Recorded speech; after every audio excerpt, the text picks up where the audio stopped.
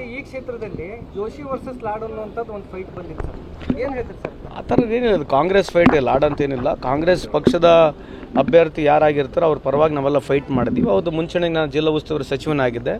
ಹಂಗಾಗಿ ಮುತುವರ್ಜಿ ವಹಿಸಿ ನಾವಷ್ಟೇ ಅಲ್ಲ, ವಿನಯ್ ಕುಲಕರ್ಣಿ ಆಗಿರ್ಬೋದು, ಪ್ರಸಾದ್ ಹಬ್ಬ ಆಗಿರ್ಬೋದು, ಕೋನ್ ರೆಡ್ಡಿ ಅವರಾಗಿರ್ಬೋದು, ಎಲ್ಲ ಮುಖಂಡರುಗಳು, ಕಾಂಗ್ರೆಸ್ ಪಕ್ಷದ ಎಲ್ಲ ನಮ್ಮ ಪದಾಧಿಕಾರಿಗಳು, ಕಾರ್ಯಕರ್ತರು, we made a good fight. But inspired V last, but I think we made a good fight ಅಂತ ಸಂದರ್ಭ.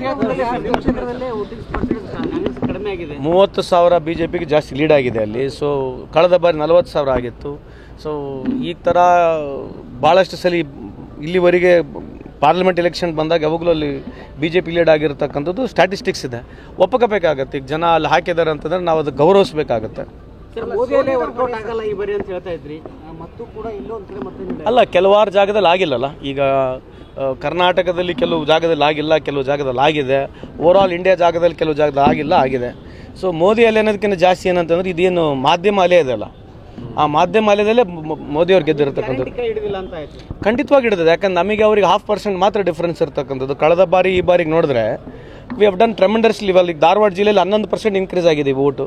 ಸೊ ಮೋದಿ ಅಲೆಯಲ್ಲಿದೆ ಈಗ 3 ಲಕ್ಷ 4 ಲಕ್ಷ ಅಂತಕ್ಕಂಥದ್ದು. ಇವರೆಲ್ಲ ಕೇಳಿರ್ತಕ್ಕಂಥದ್ದು ಮೋದಿ ಅಲೆ ಮೇಲೆ ತಾನೇ ಓಟ್ ಕೇಳಿರೋದು. ಈ ಮೋದಿ ಸಾಹೇಬರ 1.5 ಲಕ್ಷ ಓಟ್ನಾಗ ಗೆದ್ದಿದ್ದಾರೆ. ಭಾರತದ ಎರಡನೇ ಪ್ರಧಾನಮಂತ್ರಿ ಇಷ್ಟು ಸಣ್ಣ ಓಟ್ನಲ್ಲಿ ಗೆದ್ದಿರ್ತಕ್ಕಂಥದ್ದು.